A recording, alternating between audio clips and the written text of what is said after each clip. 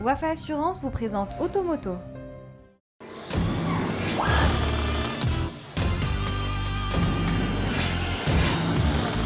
Bonjour à tous et bienvenue dans Automoto. Aujourd'hui, nous allons découvrir l'Opel Adam, la toute petite citadine allemande qui vient de faire ses premiers tours de roue dans le royaume. Sorti en 2012, l'Opel Adam a mis 3 ans avant de débarquer sur le marché national. Autant dire une éternité quand on connaît l'incroyable concurrence sur le segment des petites citadines. Pourtant, cette stricte 3 portes ne manque pas d'arguments pour se faire une place honorable dans son segment. Avec sa bouille sympathique, sa taille lilliputienne et ses volumes tout en rondeur, il cultive un air d'une espiègle voiture urbaine. Observez bien comment il se donne à cœur joie au jeu des petites ruelles.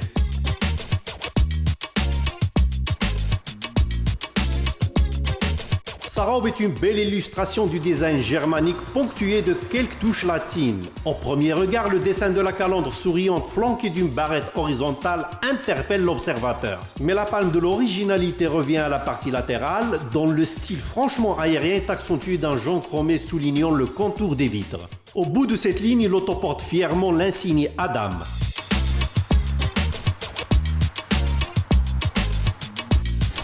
L'arrière n'est pas en reste avec un haillon presque vertical et un petit becquet façon sport. Au-delà de l'effet esthétique indéniable, ce dernier améliore les caractéristiques dynamiques de l'engin. Sous son gabarit réduit, la citadine allemande dissimule un écran en couleur. L'effet biton crée une ambiance jeune et branchée, de même que les compteurs style chronographe ajoutent un soupçon de sportivité. Ici, seulement 4 passagers peuvent prendre place dans des sièges ergonomiques et profiter d'un environnement moderne.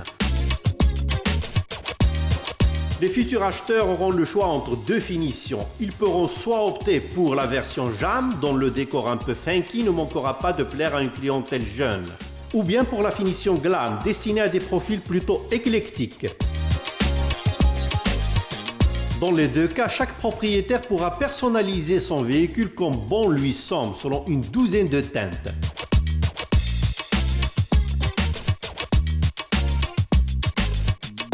Sans surprise, les espaces de rangement ne sont pas multiples et le coffre ne propose que 170 décimètres cubes. Vous l'aurez compris, voyager à bord n'est pas une sinécure.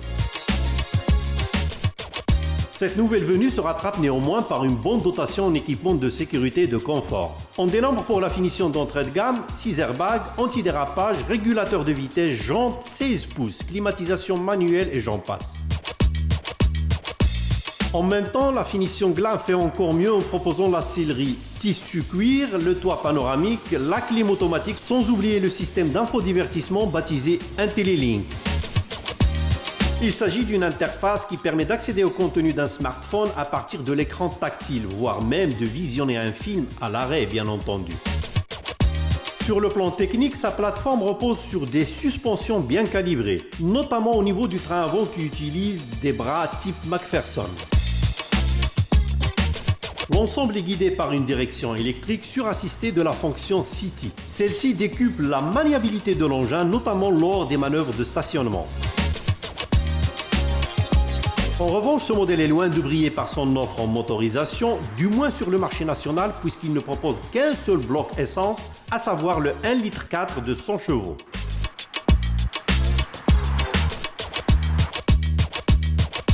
En définitive, Opel est parvenu grâce à quelques touches stylistiques à produire une petite citadine chic et branchée, et surtout débordante de vivacité. Question financement, la dame se positionne un cran au-dessus de la moyenne du segment, en réclamant un ticket d'entrée de 148 000 dirhams. Pour ne rien dire de la version Glam qui exige encore une rallonge de 11 000 dirhams. Ajoutez à cela l'absence du bloc diesel et on obtient une belle allemande qui ne peut d'ailleurs compter que sur son charme physique et ses attitudes de vraie citadine pour séduire la clientèle marocaine.